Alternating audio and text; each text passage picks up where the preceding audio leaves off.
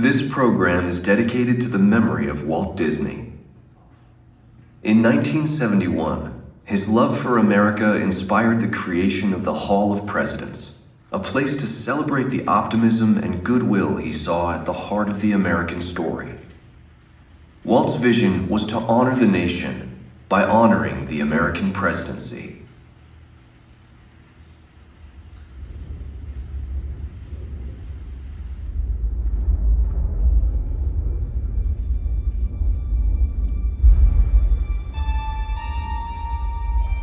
It is 1783, and the smoke is clearing in the wake of the Revolutionary War.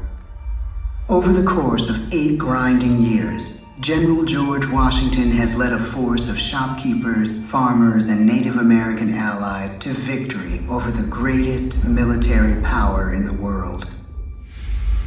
A new nation has been born, independent and free. The founders must form a national government. In 1787, through months of passionate debate, they create a written constitution. For the country's highest office, they imagine something new in the history of the world. A leader not born to power like a king or queen. A leader who has not seized power through conquest. A leader not separate from the people, but elected by the people. From among the people. We, the people. This is a new idea, an American idea. The idea of a president.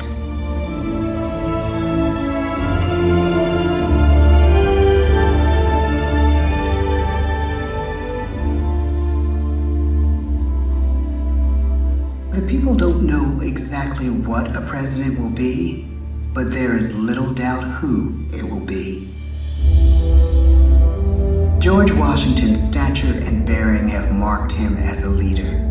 His integrity has made him a great one. Washington knows that many generals who have led successful revolutions make themselves dictators or kings. Instead, he steps down from power and retires to his home, Mount Vernon. The world takes note, and George Washington becomes the symbol of American ideals. In the first presidential election, it's Washington by a landslide. The only doubt seems to be his own. He writes, "Integrity and firmness is all I can promise. Integrity and firmness is exactly what we need." Everything he does as president will set a model for his successors. His final act may be the most important of all. After 2 terms, with no term limit in the Constitution and amid overwhelming support to stay in office, he steps down once again and hands power back to the people. He wants us to speak, to elect a new president. During the early years of the Republic, we choose leaders as different as Thomas Jefferson, John Adams, and Andrew Jackson. Elections are often bitter. Each president stands at that fiery intersection where personal character meets the challenges of the times. Some call the presidency a glorious burden. Jefferson calls it a splendid misery. We, the people, must choose well. We elect 15 presidents before the course of history brings us to the edge of a crisis like no other. A nation born of freedom still permits slavery. As the country pushes west, will new states be slave or free? The question produces bitter conflict. The issue rocks the election of 1860 and brings Abraham Lincoln onto the national stage. The tall, lanky, some say uncouth candidate from Illinois is a master of words at a time when speeches are printed in full for people to read. A house divided against itself cannot stand, he has said. With Lincoln's election, the House does indeed divide. Civil War. 11 states secede defining passage in the American story. The president's own inner strength and depth of character changed the course of history. Lincoln had come up the hard way on the American frontier, desperately poor, with less than a year of formal schooling. His early years were scarred by tragedy, the death of his mother, his sister, his first love. He struggles with depression, but never loses his determination to rise above it. He once said he's driven by a desire to leave the world a little better place for having lived in it. The war rages. Lincoln fights to preserve the Union and end slavery. Neither is a sure thing. At Gettysburg, Pennsylvania, 6 months after one of the bloodiest battles of the war, the president dedicates a cemetery to the thousands of soldiers who died there, in words we can never forget.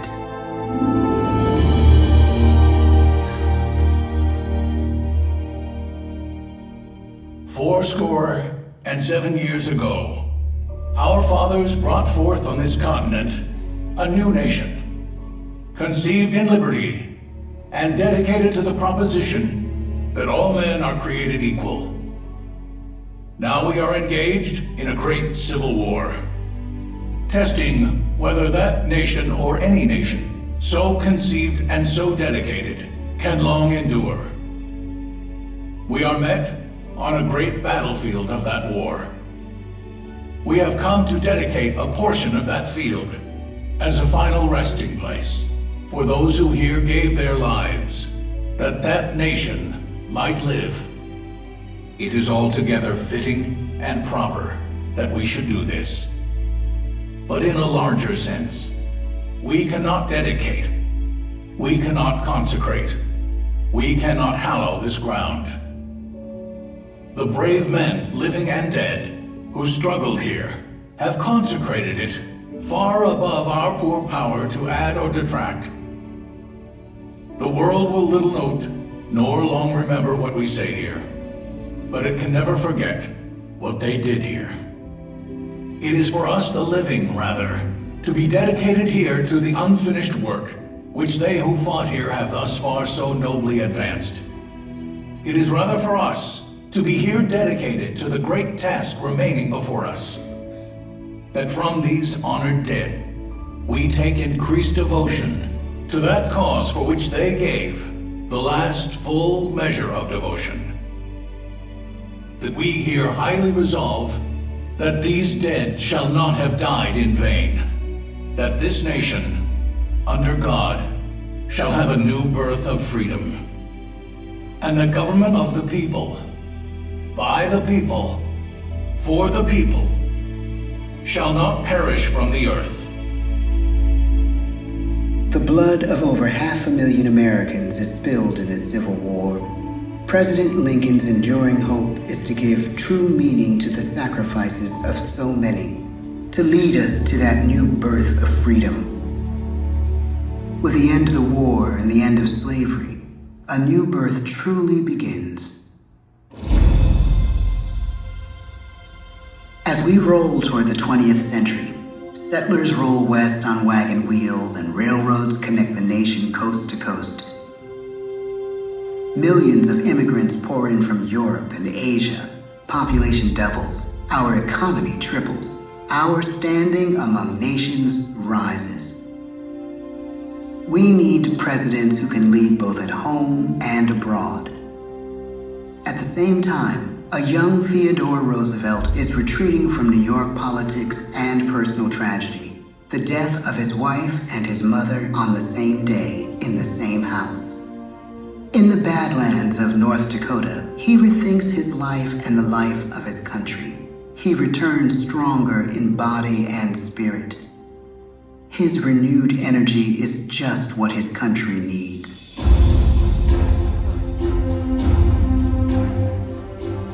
American industry is booming, but social tensions are rising.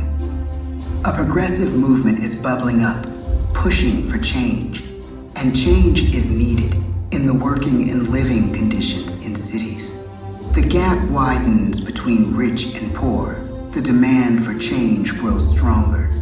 Teddy Roosevelt is a knight on a crusade. He speaks with force and vitality in clear terms that make colorful headlines at a time when mass market newspapers have become the new media.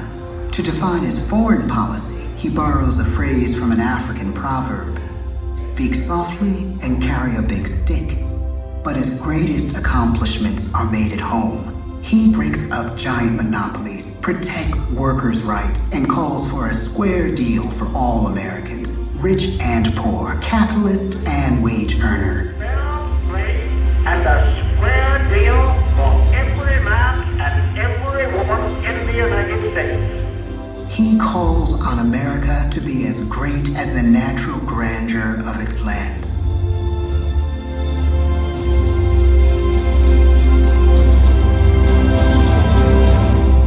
Keep your eyes on the stars and your feet on the ground, he tells us.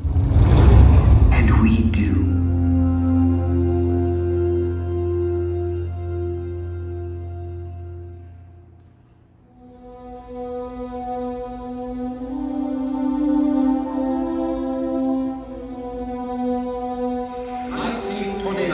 The bottom fell out of the market.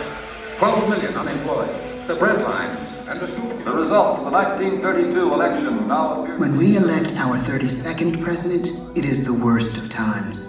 The course of history and the course of one president's life again shape a turning point in our national destiny. Franklin D. Roosevelt, paralyzed by polio, knows how to restore the faith of a people paralyzed by the Great Depression. I believe in practical explanation and in practical policy.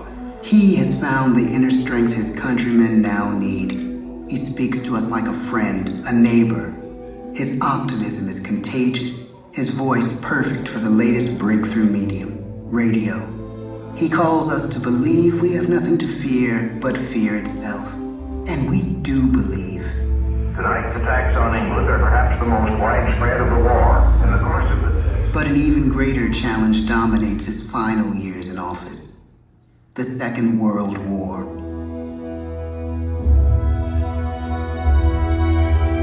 We must be the great arsenal of democracy. This is an emergency as serious as war itself. We stun the world with our production. When bombs fall on U.S. troops in Pearl Harbor, he calls us to fight on the war front and sacrifice on the home front.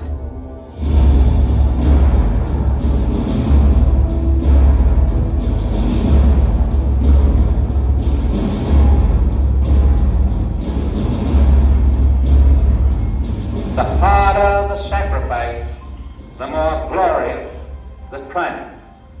So spoke America in the year 1776.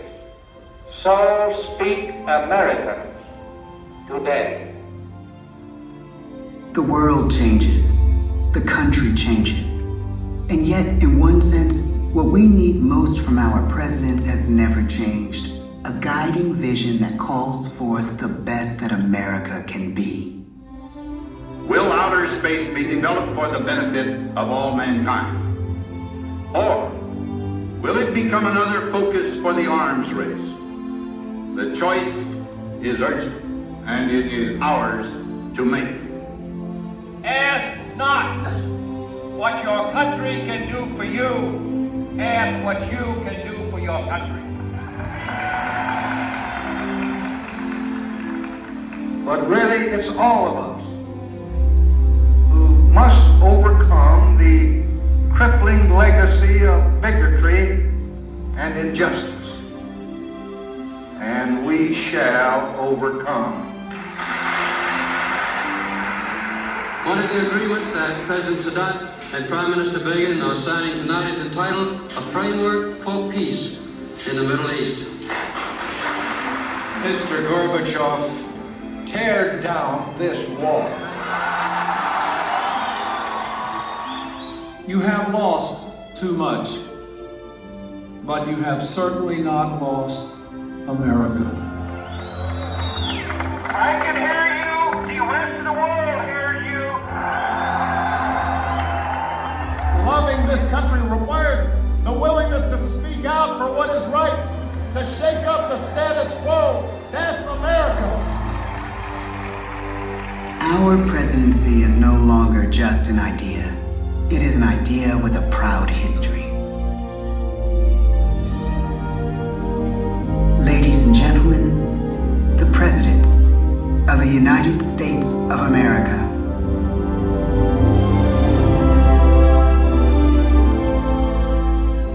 George Washington, John Adams, Thomas Jefferson, James Madison,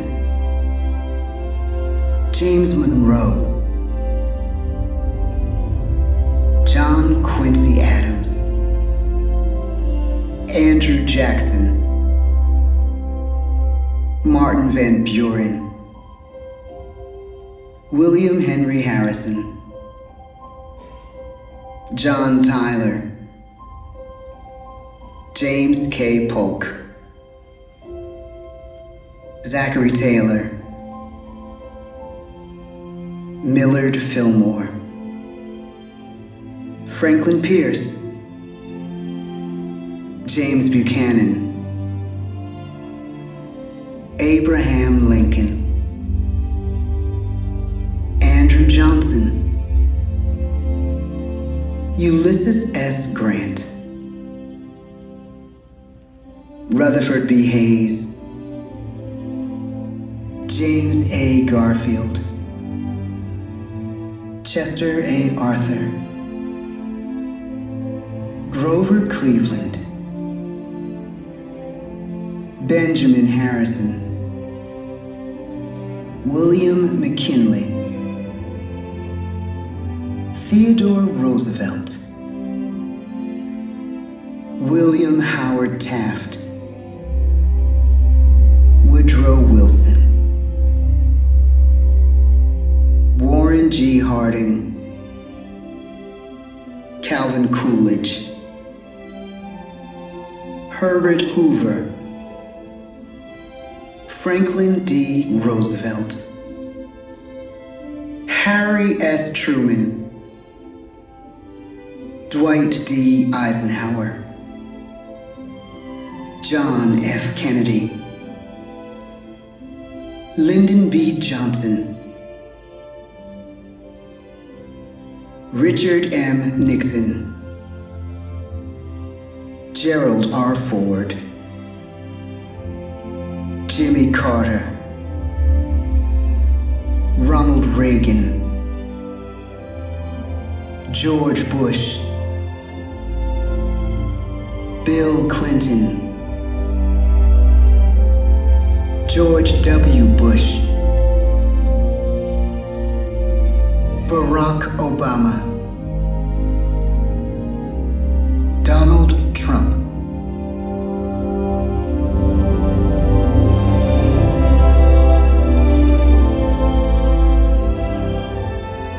And now we come to the present.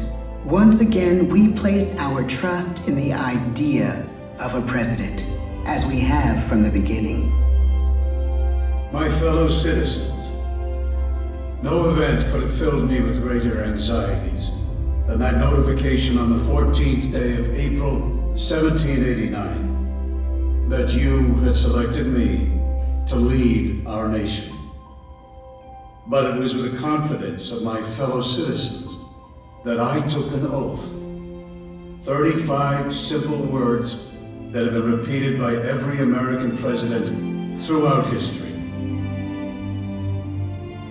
I, Joseph Robinette Biden Jr., do solemnly swear that I will faithfully execute the office of President of the United States, and I will, to the best of my ability, preserve, protect, and defend the Constitution of the United States.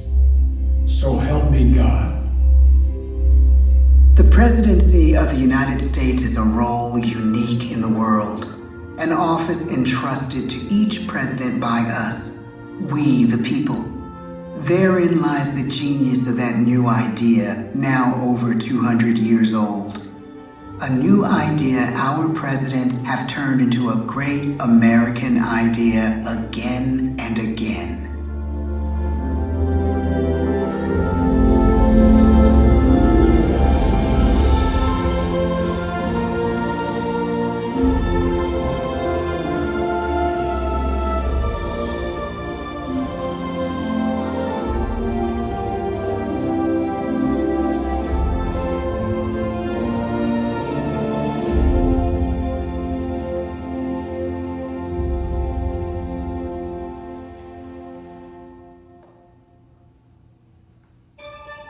That concludes the presentation of the Hall of Presidents. At this time, we would like you to gather all your belongings and exit out the open doors to your right-hand side. And the open doors to your right-hand side only.